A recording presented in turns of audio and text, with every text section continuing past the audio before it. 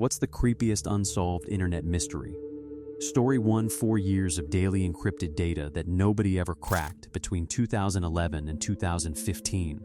A Reddit account posted to a subreddit of the same name every single day, sometimes multiple times per day, posting enormous walls of hexadecimal code, encrypted text, and structured data blocks that followed no pattern anyone could reliably identify. The posts were consistent.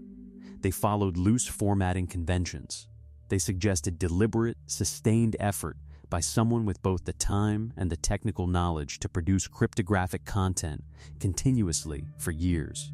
The Reddit cryptography community, which is not a community lacking in analytical capability, threw serious effort at the posts. Multiple dedicated subreddits and Discord groups formed specifically to crack the A858 code. Researchers with cryptographic backgrounds contributed time. The structure suggested intentional encoding. The posts weren't random noise. They had internal organization. But no one could establish what cipher was being used, what language the underlying content might be in, or whether there was a single message, thousands of separate messages, or purely formal structure with no semantic content. A few partial results emerged over the years. Some posts appeared to encode coordinates. Some appeared to encode timestamps. Whether these were meaningful data or coincidental patterns produced by trying enough interpretive approaches against enough data is exactly the kind of question that's impossible to answer without confirming what the posts actually are. In 2015, the subreddit went private.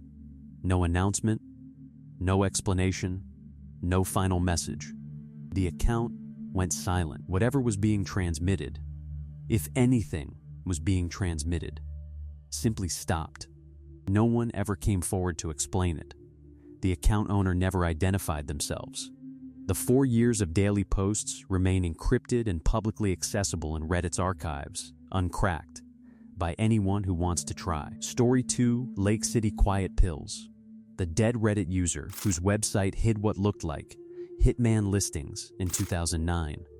A Reddit user named Religion of Peace, a well-regarded, long-standing community member known for thoughtful comments across military and geopolitical discussions, died when other users investigated his profile in the way online communities do when they lose someone they'd come to know. Through years of shared conversation, they found a link to an image hosting site he'd maintained called Lake City Quiet Pills. And in the HTML source code of that site, hidden behind the page that displayed normally to any casual visitor, was something that didn't belong. The hidden content included what appeared to be military-style operational logs, encrypted text blocks, and, most significantly, what read as job listings. The listings described package delivery work in specific international locations, were written in the clipped, functional language of people who communicate precisely about professional violence, and included the site's tagline referencing quiet pills, a piece of firearms slang for suppressed ammunition, bullets delivered without noise. Reddit's investigation produced a theory that Religion of Peace had been involved in some form of private military contractor or mercenary coordination, using the image hosting site as a dead drop for operational communication, and that the site had continued functioning as some kind of board even after his death, with other users still posting to it when the discovery was made. Nothing was ever confirmed. No law enforcement investigation was publicly announced. No one identified other parties connected to the site. The listings, if that's what they were, stopped appearing. Whether Religion of Peace was a retired operator running a quiet side operation, a very elaborate troll maintaining a years-long persona, or something more mundane that looked sinister in context, is genuinely unknown. What remains is, a dead man's website had things hidden in it that looked like hitman job boards. The internet found them. Nothing happened. Story 3: The Max Headroom Signal Intrusion. Two strangers in a homemade costume hijacked Chicago's TV on November 22, 1987, the 24th anniversary of the Kennedy assassination. Though whether this was intentional is unknown, someone broadcasting from a portable television transmitter powerful enough to override the signal of two separate Chicago television stations, interrupted live programming twice within hours. The interruption showed a person wearing a max headroom mask and sunglasses in front of a rotating corrugated metal backdrop, behaving in ways that the word erratically does not adequately capture. The first intrusion hit WGN-TV during a sports highlights segment. It lasted about 25 seconds and was silent. The hijackers had the video, but not audio. Engineers at WGN manually overrode the signal before it went any further. The second intrusion hit WTTW during an episode of Doctor Who. This one had audio, a distorted, buzzing voice making references to the Max Headroom character, Coke, and various phrases that have never been fully interpreted. The intrusion ended when a woman in a French maid costume entered the frame and spanked the masked figure with a fly swatter. The transmission then cut out. The FCC investigated. They found nothing. The technology required to do what the hijackers did, a portable uplink powerful enough to override a major market broadcast station, was expensive, specialized, and should have been traceable to a small number of possible sources. It wasn't. No one was ever identified, arrested, or charged. No one credibly came forward. In 1987, you couldn't just buy this equipment, which means someone with serious technical knowledge and resources did this, twice, in one night, in Chicago, and then simply walked away from it. The broadcast is preserved. The people behind it, if they're still alive, have never spoken publicly. Story 4 Cicada 3301, the most sophisticated puzzle the internet has ever seen, from Nobody Knows Who on January 5, 2012. An image appeared on 4chan. It was plain white with black text. Hello. We are looking for highly intelligent individuals. To find them, we have devised a test. There is a message hidden in this image. Find it. 3301, what followed over the next several weeks, was a puzzle of a complexity and sophistication that most people who work in cryptography professionally describe as genuinely impressive. The image contained steganographically hidden text. That text led to a URL. The URL hosted a Caesar cipher. Decoding the Caesar cipher led to a subreddit. The subreddit contained a book cipher referencing a specific edition of a specific Mayan numerology text. Solving the book cipher produced phone numbers in multiple countries. Calling those phone numbers yielded audio recordings that required audio spectrum analysis to decode. That analysis produced coordinates in multiple cities across the world. At those coordinates, physical QR code posters appeared on lampposts and public fixtures within hours. In Warsaw, Paris, Seoul, Sydney, and multiple American cities simultaneously. Scanning those codes continued the chain. The puzzle ran for approximately 31 days before the participants who made it furthest received a final message telling them they'd been recruited and to cease further communication about what they'd found. That's the last public documentation of the endpoint. The puzzle appeared again in January 2013 and January 2014, each time with comparable sophistication and global physical component. Then it stopped. No organization has credibly claimed ownership. The theories range from intelligence agency recruitment to tech company screening to a private group of some kind that has never identified itself. The sophistication required, cryptography, steganography, global physical logistics, simultaneous QR code placement in multiple countries, exceeds what any single casual actor could have organized. Who did it, and what happened to the people who solved it, remains unknown. Story5mortis.com, the countdown timer that expired and did nothing, or did it? Mortis.com is a piece of internet mystery history specifically because of what it promised and what it delivered. And the gap between those two things is where the genuine unease lives. The site appeared in various forms over multiple years, at different points, featuring a countdown timer running towards zero, imagery in a specific aesthetic of decay and dark symbolism, and content that implied something significant would happen when the countdown reached its end. Sites built around countdown timers have a structural power in internet mystery culture. They create anticipation. they produce a community of watchers, and they leave the countdown's endpoint as a cliffhanger that drives engagement and discussion better than almost any other format. The question of what happens when the clock hits zero is compelling enough that people will return repeatedly to watch the numbers decrease. The genuine mystery around sites in this category, and Mortis.com had enough followers and generated enough documented community attention to qualify as a genuine internet mystery rather than a forgotten oddity, is the question of intent. Was the site a genuine attempt to communicate something, with the countdown representing a real planned event or revelation? Was it an ARG whose creator stopped maintaining it before the conclusion arrived? Was it art, using the countdown format to explore themes of death and anticipation without any intended resolution? Or was the non-event the intended event, a meditation on waiting for something that never comes? The creator of Mortis.com never publicly identified themselves or explained the site's purpose. The countdown ended. Nothing happened in any publicly documented way. The community that had gathered to watch dispersed without resolution. The site persists in various archive states. Countdown long expired. Purpose unknown. Story 7 unfavorable semicircle. 70,000 videos, a robotic voice, and no explanation between 2015 and 2016. A YouTube channel called Unfavorable Semicircle uploaded approximately 70,000 videos. Not over years, not gradually. At a rate that suggests automated generation rather than human curation. Sometimes dozens or hundreds of videos per day, sometimes uploaded in precise batches with specific timing patterns.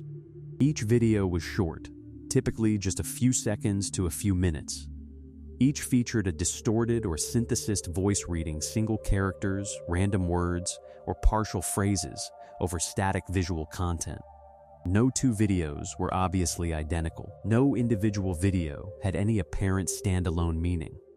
The channel attracted dedicated investigators from internet mystery communities who applied the same analytical approaches that work on other mystery content.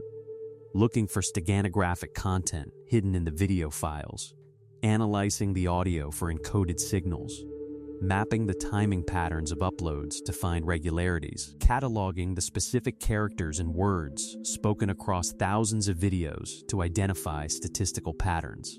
Some researchers concluded that individual videos might encode single characters of a much larger message. Some concluded that the upload timestamps encoded information. Some concluded it was automated noise generation with no content. YouTube eventually terminated the channel. The specific reason wasn't publicly stated, which itself became part of the conversation. By the time it was removed, no consensus had been reached about what the channel was, who created it, or whether it contained any message at all. The closest the investigation community reached to a conclusion was that the channel might be related to a separate mystery called UF's Core, a connected account and series of posts that seemed to suggest an ongoing communication system of some kind. Neither the connection nor the nature of the system was ever confirmed. 70,000 videos, and nobody knows why any of them were made. Story 8, the Doomsday Puzzle, that predicted nothing and everything at once the puzzle emerged as a specific piece of internet mystery in the period leading up to the date its name references, October 28, 2011. A date that had accumulated its own independent apocalyptic mythology in certain communities as an alternative to the more famous December 21, 2012 Mayan calendar endpoint. The puzzle content, which appeared across multiple platforms including specific forum posts and web pages, mixed genuine cryptographic elements with apocalyptic messaging in ways that were difficult to cleanly separate. The specific character of the Oct 28, 2011 mystery is that it combines several registers simultaneously. Some content was straightforwardly solvable and led to further legitimate puzzle content. Some content appeared to be sincere apocalyptic belief expressed through puzzle format, and some content seemed designed specifically to be ambiguous between those interpretations, making it impossible to determine whether you were solving a game or engaging with someone's genuine belief system. The date passed without event, as dates that accumulate apocalyptic significance tend to do. What the investigation community had assembled, partial solutions, connected accounts, Threads of what appeared to be a coherent puzzle structure lost its animating principle when the countdown destination arrived and proved to be an ordinary Friday. What this mystery illustrates is a specific phenomenon in internet puzzle culture: the genuine difficulty of distinguishing an elaborate arg built around apocalyptic themes from sincere apocalyptic belief expressed through internet puzzle format.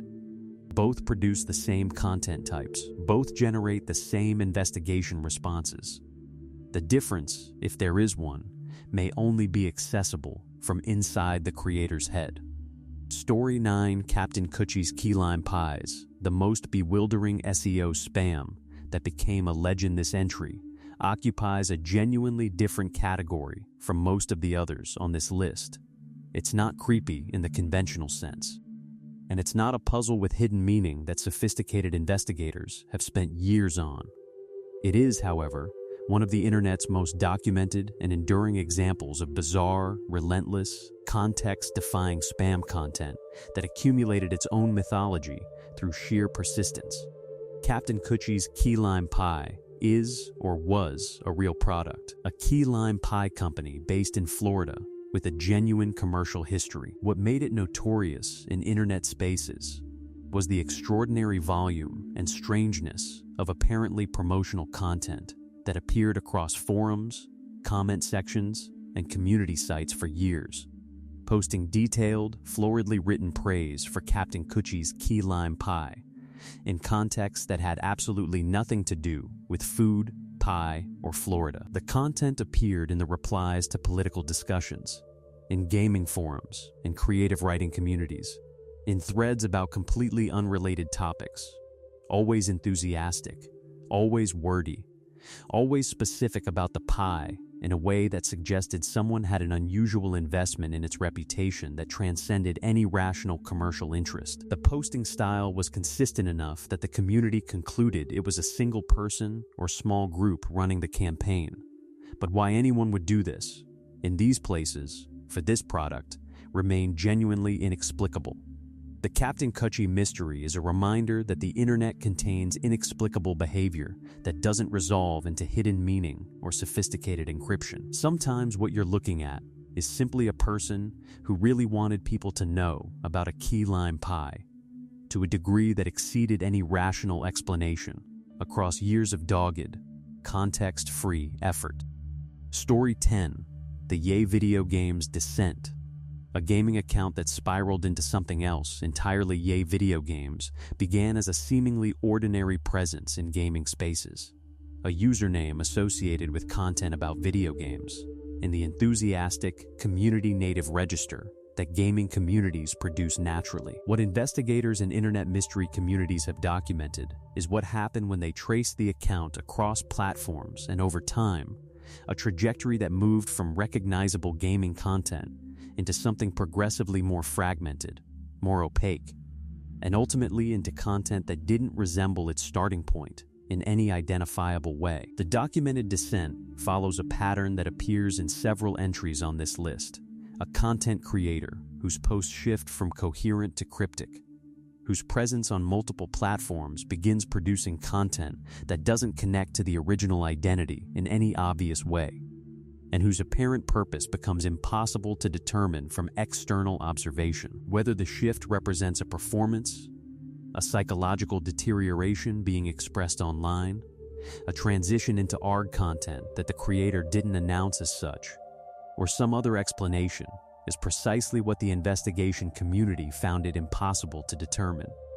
What gives this category of mystery its specific unease compared to purely technical mysteries like A858 or Cicada is the human element.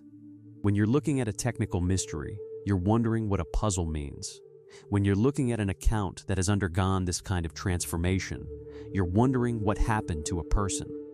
Those are different kinds of wondering, and the second kind carries a different weight. The Yay Video Games account, wherever it currently exists, represents one node in a network of similar apparent descents that internet mystery communities have tracked. Accounts that started somewhere comprehensible and arrived somewhere else entirely, without explanation.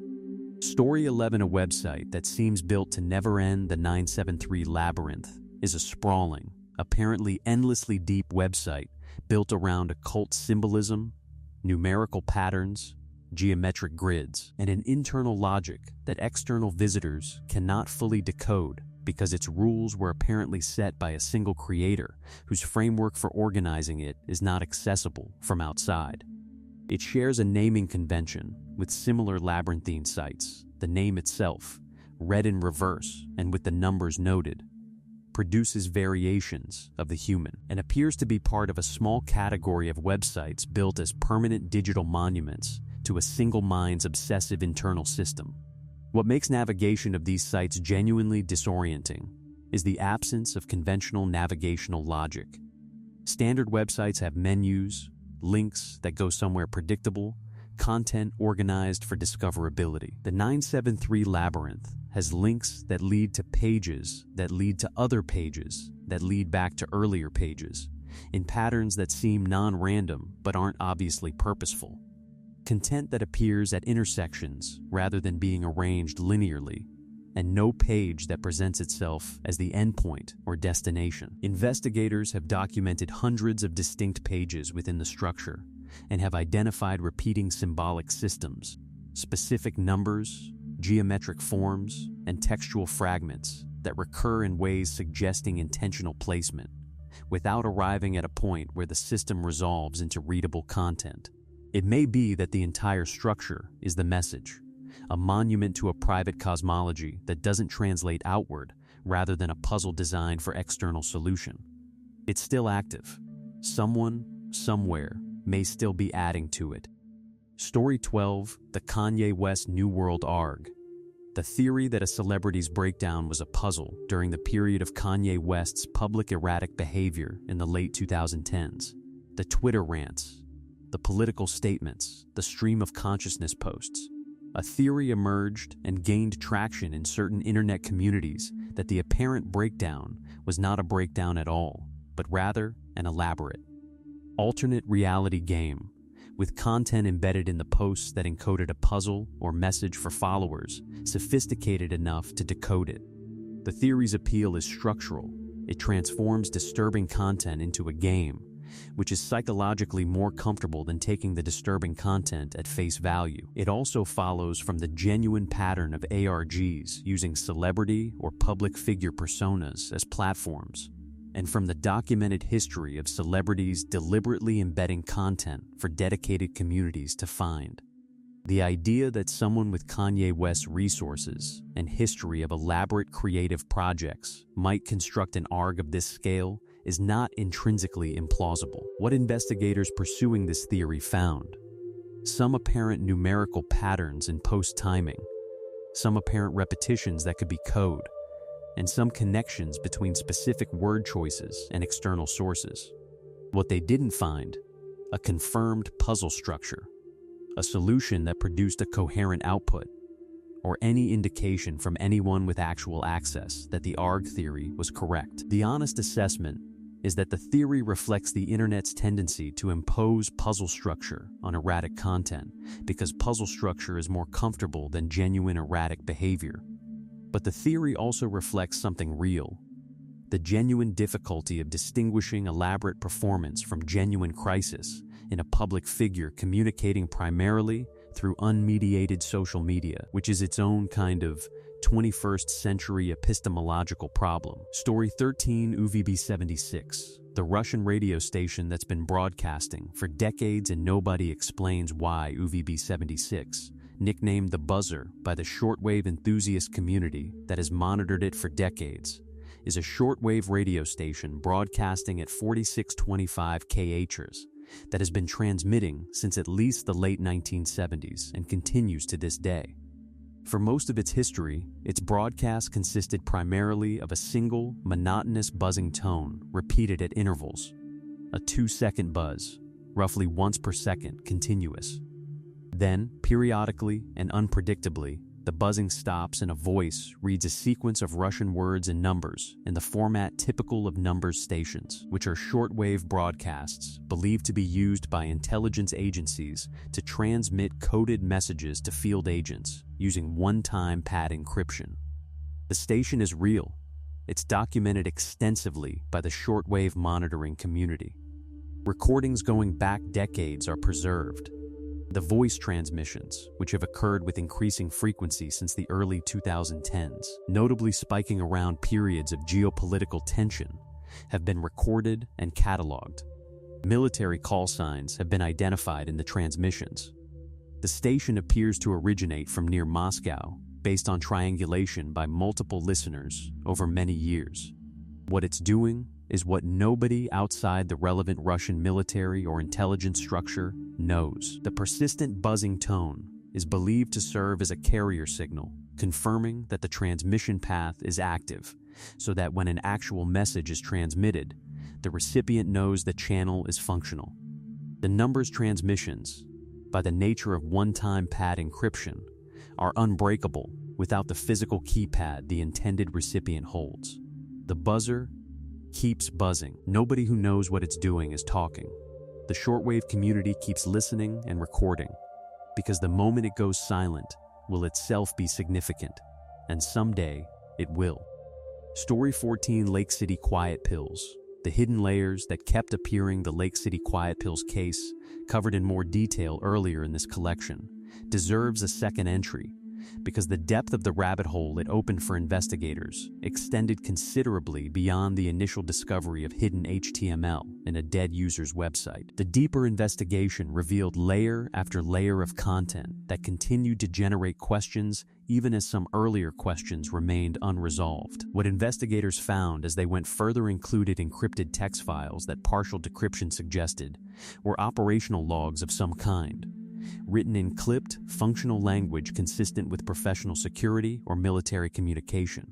They found what appeared to be a recruitment structure, not just one set of listings, but a system that suggested an ongoing operation with multiple participants communicating through the same hidden infrastructure. They found references to specific international locations and dates that, when mapped, clustered around regions associated with private military contracting activity during specific periods. None of this was ever confirmed as what it appeared to be. The alternative interpretations, that it was an elaborate performance art piece, that it was an ARG that Religion of Peace had been maintaining as a secondary identity, that it was a very sophisticated troll operation, were never ruled out. The content was ambiguous enough to support multiple interpretations, which is exactly what makes it endure as a mystery, rather than resolving into a clear conclusion. What the case also revealed is the specific nature of death on the internet as a mystery-generating event. When a person dies, the online infrastructure they maintained continues to exist. The pages stay live. The hidden content stays hidden unless someone goes looking. Religion of Peace couldn't explain the site because he was gone. The site kept running without him. And the people who found what was on it were never entirely sure whether they'd found something real or stumbled into the world's most elaborate long game hoax. Story 15: The Mirrored World of Aretitas. A website that seems to know you're there. The Aretitas mystery involves a website or network of websites that falls into the category of interactive, responsive digital art or surveillance adjacent internet construction. Content that appears to respond to visitors in ways that aren't explained by standard web technology, in ways that produce the specific discomfort of being watched rather than watching. The documented accounts from people who have investigated this particular corner of the internet describe a site whose content appears to change based on visitor behavior in ways that go beyond conventional personalization or cookie-based customization, displaying content that investigators have described as seeming to reference their previous session history or browsing patterns in ways that shouldn't be accessible to the site. Whether this reflects very sophisticated web tracking and personalization technology, confirmation bias on the part of investigators looking for personalization and finding it in ambiguous content, or something else entirely, is what the investigation community has not been able to determine. The Aretitas name and the specific mirroring concept, the idea that the site presents a distorted reflection of the visitor rather than content independent of them, is consistent with a specific tradition of participatory, viewer-implicating digital art that deliberately erases the boundary between observer and observed. In this reading, the unsettling feeling of being watched is the intended experience rather than a side effect. Whether it's art doing exactly what it's designed to do or something else is left for each visitor to conclude individually. That unresolvability is part of what makes this category of internet space persistently discussed in mystery communities. Story 16, when a username becomes a numbered mystery. The mystery associated with the username or identifier is one of the more purely documentary internet mysteries, where the unsettling quality comes not from elaborate content, but from the specific clinical use of a number as an identity in contexts where numbers as identities carry specific connotations. The documented cases where this identifier appears are part of the broader landscape of numbered username mysteries that internet archaeology communities have traced. Accounts that use numbers rather than words post in specific patterns and appear to be communicating something through the format of their existence rather than through the content of what they post. Whether those numbers are codes, whether they're sequential identifiers in some larger system, whether they're dates or coordinates or purely aesthetic choices, is exactly what the investigation community cannot determine from external observation. The specific 1090000 case has generated discussion partly because of what that number could represent. As a date format, it points toward October 9, possibly in a specific year, or it's 10/9 million, or 900,000 in specific base encoding. The interpretation you apply changes entirely what you think you're looking at. Mystery communities that have cataloged this identifier have found it appearing in specific contexts and at specific times in ways that suggest intentional use rather than random username selection. But the intention behind that intentional use remains, as with most entries on this list, genuinely unknown.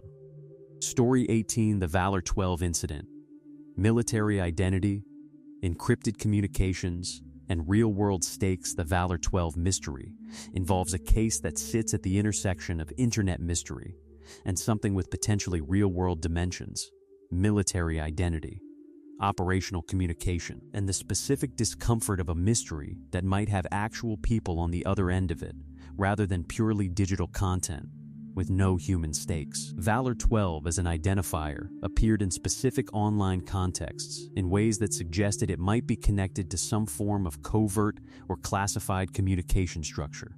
The kind of mystery that generates attention precisely because the content suggests operational rather than artistic intent. The patterns that investigators documented included post timing that appeared to follow specific communication protocols, content that used vocabulary consistent with military or intelligence communication, and connections between the Valor 12 material and other documented mysteries in the military-adjacent internet space. The difficulty with mysteries in this category is the fundamental uncertainty about whether you're looking at something real, actual covert communication hiding in plain sight, or an extremely well-constructed performance of something real, built by someone who knows how to produce content that reads as authentic operational material without actually being it. These two things produce identical outputs, which means external investigation cannot distinguish between them without access the investigator, by definition,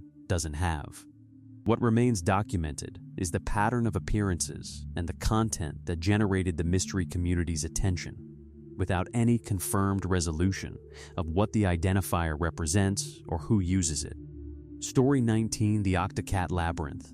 When GitHub's mascot led somewhere nobody expected. GitHub, the code hosting platform used by software developers worldwide, uses a cartoon mascot called Octocat, a hybrid octopus cat creature that appears in GitHub's branding, merchandise, and community content. The platform also hosts an extensive gallery of user-created Octocat variations, which is intended as a fun community engagement feature. The Octocat Labyrinth describes what investigators following specific patterns through this system found when they traced certain repositories, file paths, and linked content through a chain of references that didn't follow the patterns typical of the platform's intended use. Code repositories that appeared to contain puzzle content embedded in otherwise functional-looking code. file structures that mirrored the kind of layered hiding approach used in the classic internet ARG format, and commit histories that showed specific timing patterns were the elements that drew investigative attention. What makes the GitHub context specifically interesting for this kind of mystery is the platform's dual nature. It's both a genuine working environment for real software development and a public-facing platform where content of any kind can be hosted under the structure of a code repository. The investigative tools that software developers use to analyze code, diff viewers, commit history analysis, dependency mapping, happen to be useful for certain kinds of puzzle analysis, which means that whoever constructed something like this would have had a native tool environment already available to their likely audience. Whether the Octocat labyrinth represents a genuine puzzle embedded in the platform's infrastructure or an investigation community finding patterns in what was always just code is the characteristic uncertainty of this entire genre. Story 20, the Meat Sleep channel. Found footage aesthetics applied to something nobody can categorize. Meat Sleep was a YouTube channel that operated in the specific register of found footage horror. Content designed to look like documentation of something real rather than clearly produced fiction, but took that format further into genuine ambiguity than most found footage channels achieve. The content consisted of video and image compilations featuring an individual or multiple individuals in settings and situations that suggested surveillance footage, private recording, and documentation of circumstances that were disturbing without being legibly fictional or legibly real. What generated sustained investigation community attention was the channel's relationship to a specific individual, a woman who appeared in the footage and whose welfare the investigation community became genuinely concerned about as the content became more distressing. Whether the individual was performing in a constructed horror project, whether the footage was documenting a genuinely troubled person, or whether it was something else entirely was exactly the question investigators couldn't answer. And the stakes of getting that question wrong in the direction of treating real distress as fiction gave the mystery a weight that purely fictional horror doesn't carry. The channel eventually disappeared from YouTube. The community that had gathered around investigating it maintained archives of what had been posted. The question of whether the subject was a performer or someone in genuine distress was never publicly resolved. What remained was footage, community documentation, and the specific discomfort of having watched something without being able to determine what it was. This is the characteristically 21st century horror of found footage aesthetics deployed in a medium where real and constructed coexist without clear markers. The format tells you something happened, but it can't tell you whether something happened. Story 21, the Blank Room Soup video. A single image that refused easy explanation. The Blank Room Soup video is one of the more genuinely unsettling pieces of internet mystery content, specifically because its unsettling quality doesn't require elaborate cryptographic content or hidden meaning. It exists entirely on the surface and still defies comfortable categorization. The video shows a figure in a costume feeding soup to a person sitting alone in a white room. The person eating the soup appears to be in distress, crying, or deeply upset, while the costumed figure continues feeding them in a manner that has been described as both tender and deeply wrong, in ways that are difficult to specify but easy to feel. The setting is minimal, the lighting is flat, and there is no sound other than the ambient noise of the scene itself. Nothing in the video is overtly violent or explicitly harmful. Everything about it is wrong in a way that's difficult to articulate precisely. The video's origin is unknown. No context explaining what it depicts, why it was made, or who the individuals in it are has ever been confirmed. The investigation community has proposed multiple interpretations: that it's a piece of avant-garde or art horror filmmaking with no deeper context than its own imagery, that it documents something real and disturbing, that it's a prop or component of a larger ARG whose broader structure was never discovered. The specific horror of Blank Room Soup is the horror of context deprivation. Our ability to evaluate whether something is performance, art, or reality depends on context, and this video provides none. Without context, interpretation becomes projection.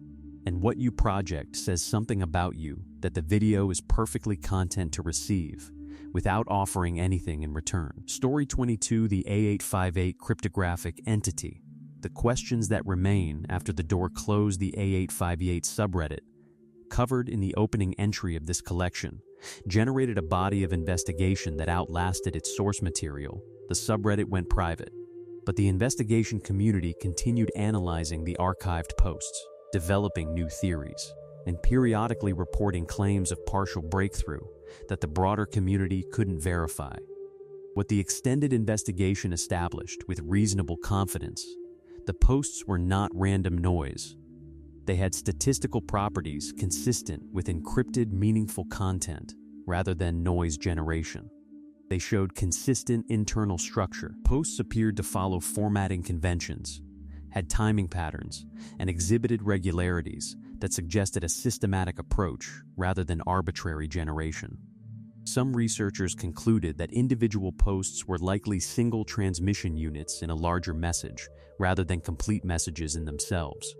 What the extended investigation did not establish: what cipher was being used, whether the apparent regularities reflected encryption or the specific structure of whatever the posts contained, whether the coordinates that some posts appeared to encode were meaningful or coincidental, and who created the account and why. The mystery's specific character, a sustained, daily, years-long investment of effort by an anonymous individual or group to post encrypted content to a public platform, followed by complete silence, doesn't match the profile of most of the activities people invest sustained daily effort in. It matches a communication system, or a long-term performance art piece, or something else that serves purposes whose nature isn't visible from the content alone.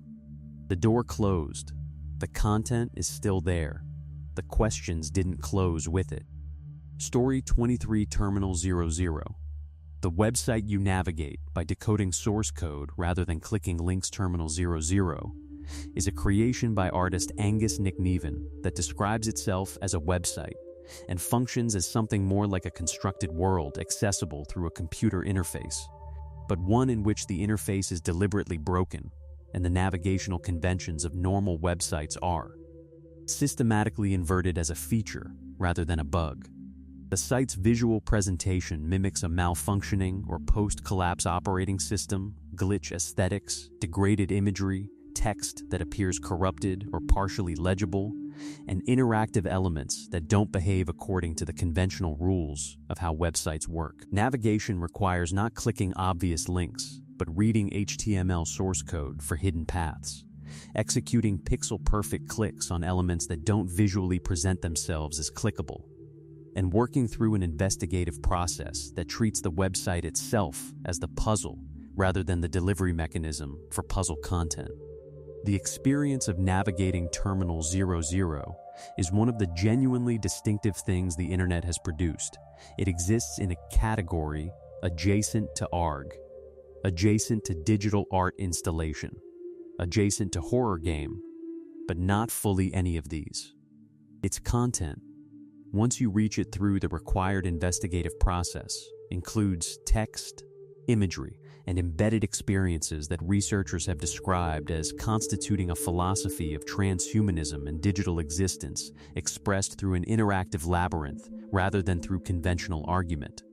Whether Terminal 00 is art, a puzzle, or something in a category that doesn't have a clean existing name, is part of what makes it specifically interesting. It was designed to resist easy categorization as part of its purpose. Navigation of it is navigation of the question of what it is. Story 24, The Sadness Simulator.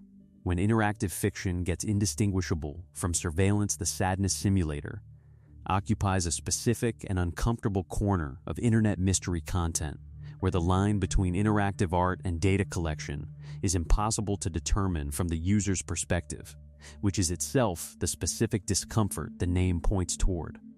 Interactive experiences on the internet that present themselves as emotional simulations, games, websites, or applications that claim to simulate or produce specific emotional states have a double nature that their mystery status reflects.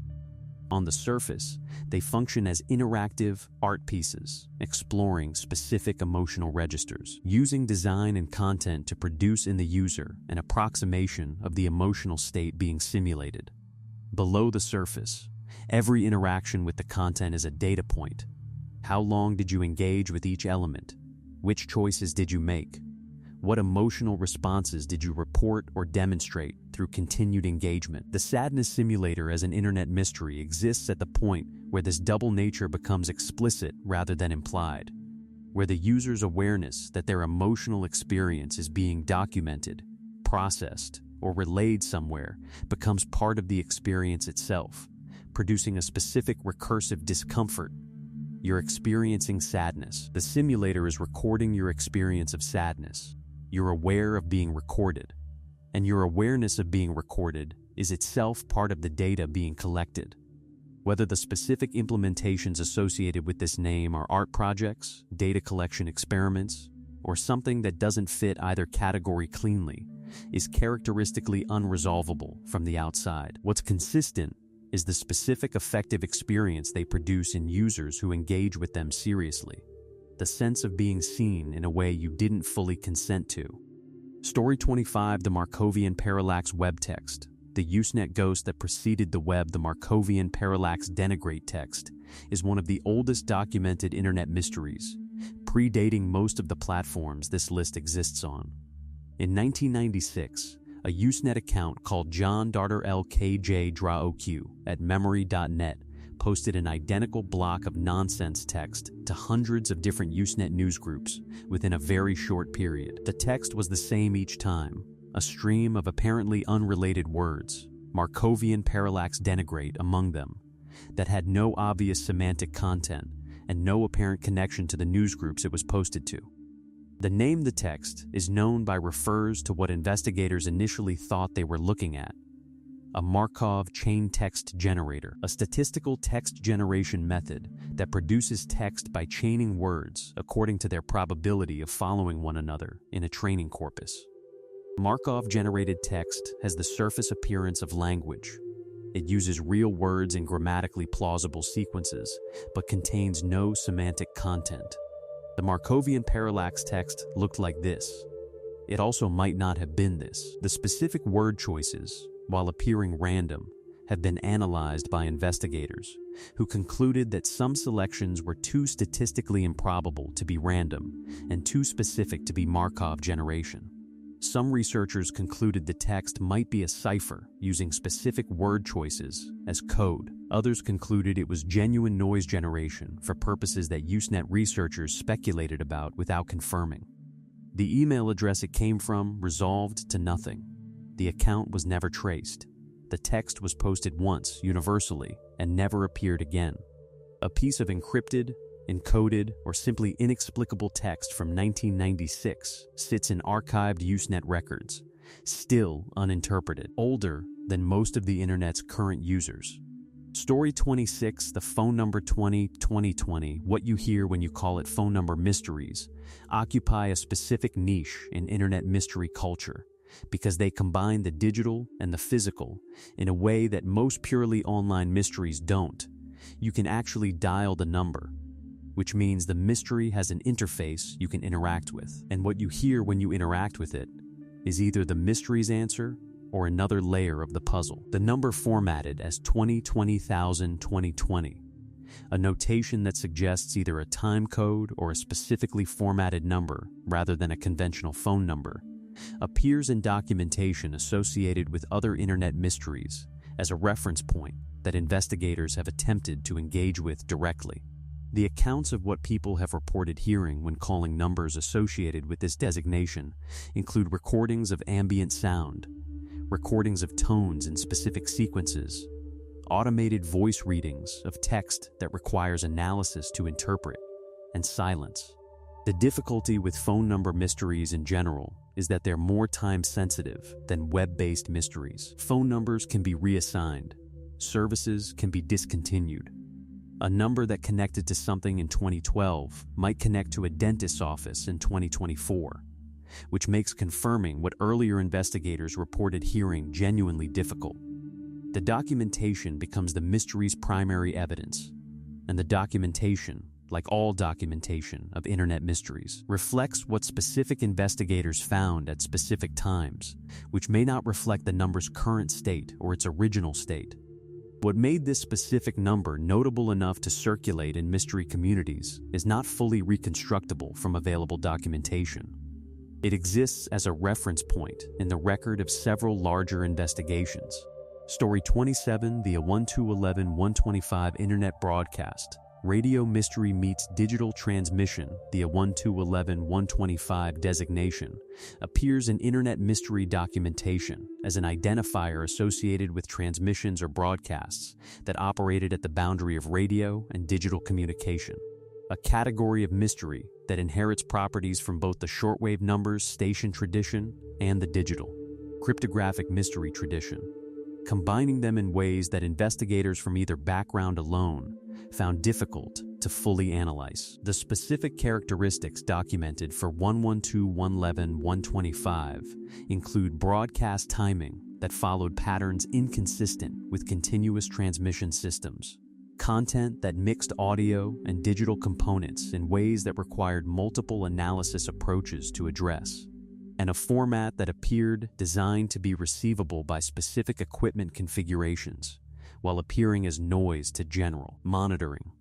This sits in the category of claimed broadcast mysteries that are difficult to independently verify because the transmissions either no longer occurred in a period before systematic documentation, or require specific receiving conditions that most investigators don't have access to.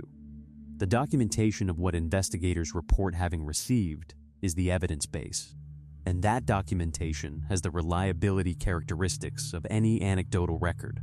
What makes broadcast-based mysteries specifically compelling is the implication of infrastructure.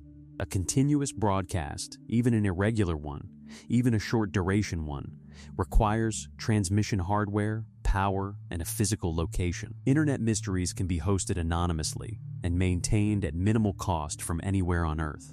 A broadcast mystery implies someone with specific physical equipment doing something specific in a specific place, which raises different and in some ways more concrete questions than purely digital mysteries do. Story 28, the Wyoming Incident. The fake broadcast that scared people into thinking it was real, the Wyoming Incident, occupies an interesting position in the internet mystery landscape. It's a piece of horror content that was created as fiction, presented in found footage format in a way that blurred the line between documentary and constructed horror, and subsequently took on a second life as an internet mystery when the context was stripped and people encountered the content without its original framing. The content itself, a broadcast interruption format video showing disturbing imagery of fragmented human faces, claims about the nature of the signal and its effects on viewers, and a specific aesthetic of corrupted broadcast technology, is a constructed horror piece. It was made to look like a real emergency broadcast interruption in the tradition of found footage horror that presents fictional events as documentary records. When the video circulated without its fictional context attached, it was encountered by people who didn't have the information to place it as fiction. The absence of confirmed production credits, the realistic presentation of broadcast interruption aesthetics, and the video's specific claim to be documenting a real event combined to make it convincing enough that some portion of its audience took it seriously. The investigation community subsequently found itself analyzing a fiction it initially couldn't confirm was a fiction. The Wyoming Incident is useful to this list as a case study in how internet mystery content works. The same material functions differently depending on what information the viewer has when they encounter it. Stripped of context, fiction becomes mystery.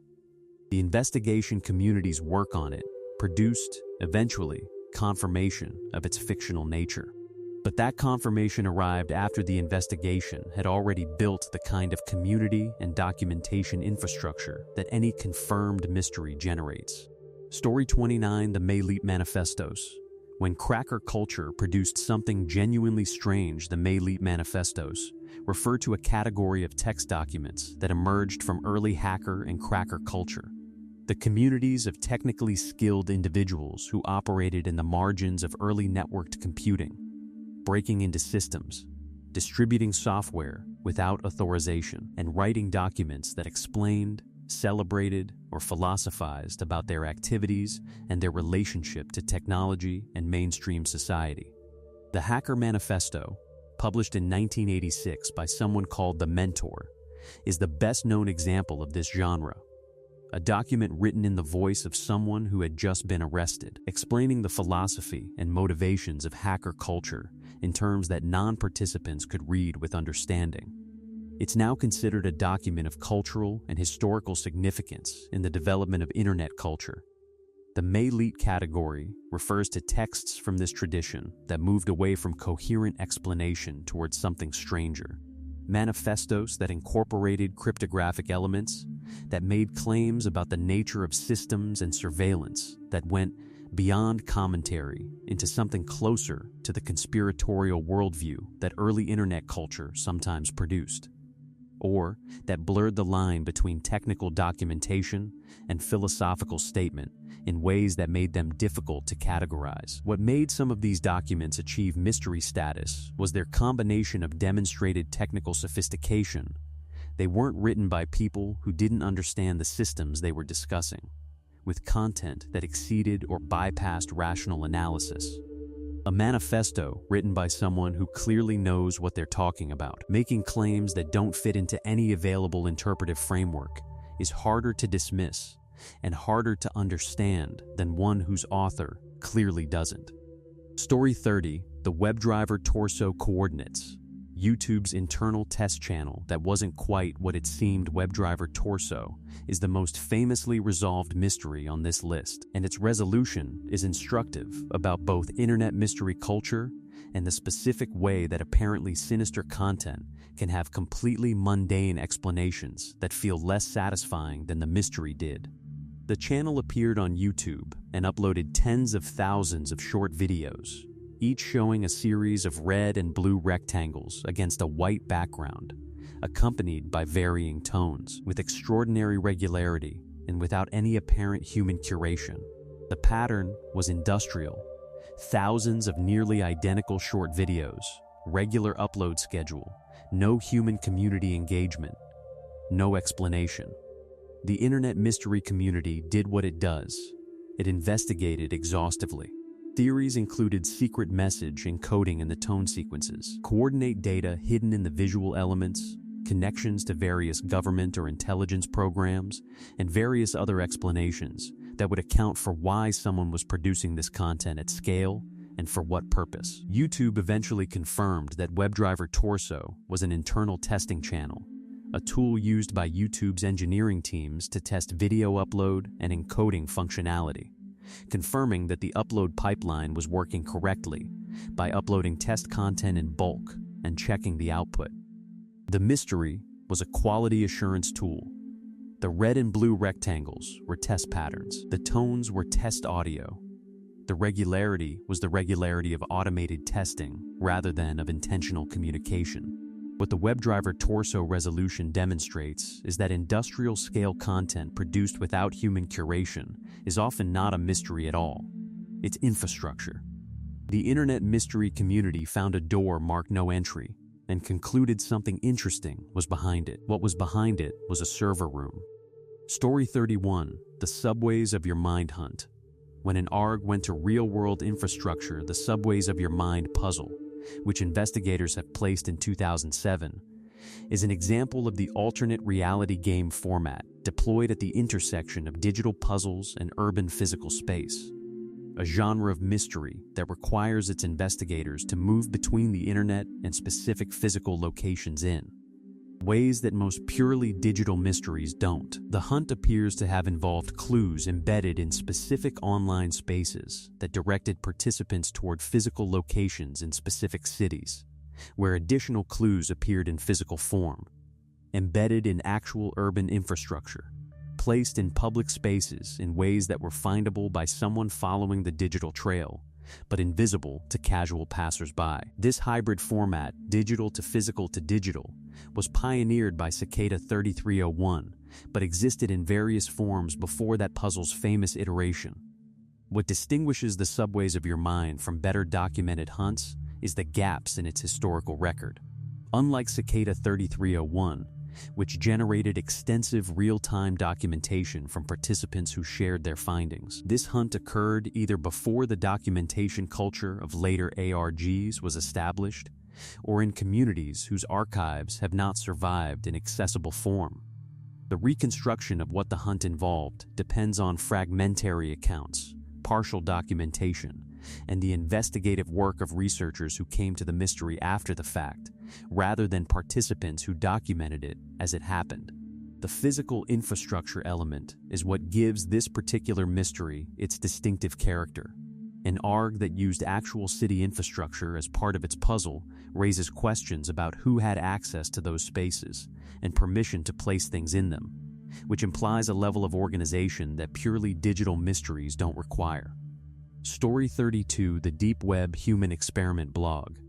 Documenting something that cannot be confirmed or denied. The Deep Web Human Experiment Blog is a category of claimed content rather than a specific, confirmed single document.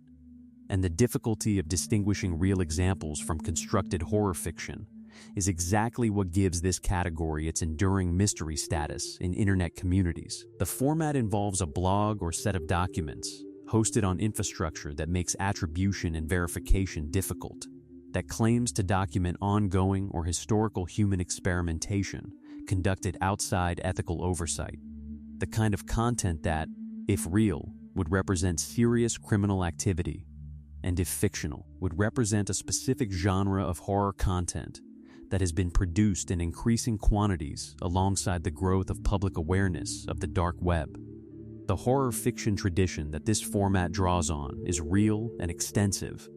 There are many documented examples of constructed deep web horror content designed to appear authentic. The legitimate concern that real criminal content exists on anonymized networks is also real. The difficulty is that these two categories produce identical surface presentations, and the content that achieves mystery status does so specifically because investigators cannot definitively assign it to either category. What the investigation community has established about the specific examples that have circulated: the content exists, it claims to document what its name suggests, and no confirmed real-world event has been connected to the specific claims made in the documented examples. That last fact is consistent with both "this is fiction" and "this is real," but the subjects haven't been identified. The mystery community cannot, from its available evidence, determine which. Story 33, the 5-channel static ARG. Television noise as puzzle delivery system. The 5-channel static ARG takes the numbers, station, aesthetic, broadcast content that appears to be noise but contains structured information, and applies it to television static rather than shortwave radio, using the visual medium's capacity for steganographic content in ways that audio-only broadcast doesn't have.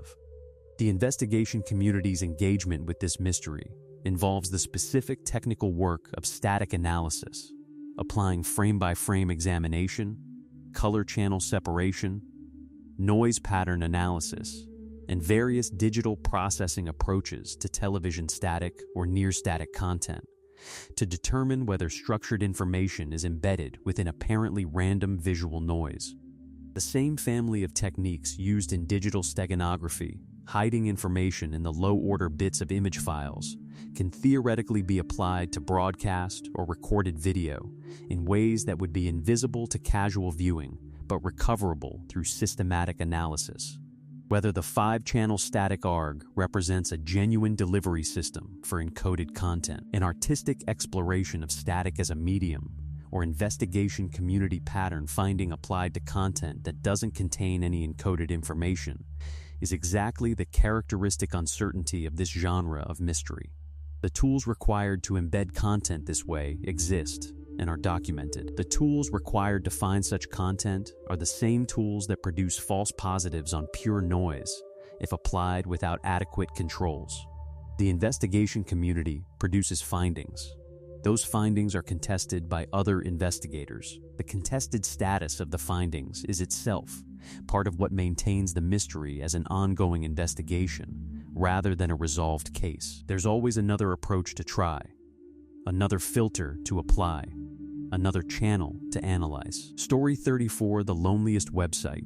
What the internet looks like when nobody is watching the loneliest website is one of the more philosophically interesting entries on this list, because its unsettling quality derives from what it does with solitude and witnessing, rather than from hidden content or cryptographic mystery. The site or sites that have carried this description serve as a meditation on what it means to be present on the internet without an audience, which is most of what the internet actually is, most of the time. Despite the cultural emphasis on platforms optimized for attention and engagement, the actual form of loneliest website entries in internet culture varies.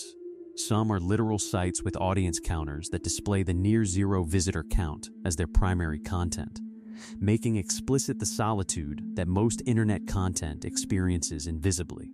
Some are sites that respond differently to users based on how many people are currently viewing them, becoming more elaborate and more communicative the fewer visitors are present. Some are archives of websites that had no visitors during their operational lifetimes, sites that were maintained, updated, and eventually abandoned by creators who wrote into a void throughout. The specific unease this category produces is distinct from the unease of encrypted content or found footage horror. It's the unease of recognition. The internet contains an enormous amount of content that nobody will ever see, maintained by people who kept producing it regardless, and the experience of encountering that content, seeing a site's last update from 2008, or a counter showing that you are visitor number 3 over an 11-year period, produces a specific feeling about the human activity of making things for an audience that doesn't materialize. The loneliness is real. The websites are real. The mystery is what it means that people kept making them anyway. Story 35, The Angelic Linguistics Project. When channeled language met the internet, the Angelic Linguistics Project represents a specific intersection of spiritual practice and digital mystery, a category where the documented creation of what its creators describe as a divinely or angelically channeled language system becomes, through internet circulation, a mystery for communities who approach it through the analytical frameworks of cryptography and linguistics, rather than through the spiritual frameworks of its creators. Channeled or constructed sacred languages have a long pre-internet history. Enochian, the language allegedly transmitted to John Dee and Edward Kelly in the 16th century through scrying sessions, is the most historically prominent example, a complete language system with vocabulary, grammar, and assigned spiritual functions, claimed to be the language of angels. The Angelic Linguistics Project and similar contemporary digital efforts sit in this tradition, documenting what their creators describe as ongoing received linguistic content and building an analytical and devotional framework around it. For the investigation community that encounters this material without the spiritual framework, what they find is a constructed or documented language system with specific unusual properties, sounds, grammar, and vocabulary choices that don't map onto any natural language family, combined with claims about the system's origin that are not verifiable through standard linguistic methods. The analytical question: is this a constructed language made by a person? A language received from somewhere outside human construction, or something else, is not resolvable through linguistic analysis alone, because the material content of a constructed language and a channeled language would look the same from the outside. What the internet adds to this tradition is community, documentation, and a context where spiritual, artistic, and puzzle-oriented framings coexist without resolving into a single authoritative interpretation.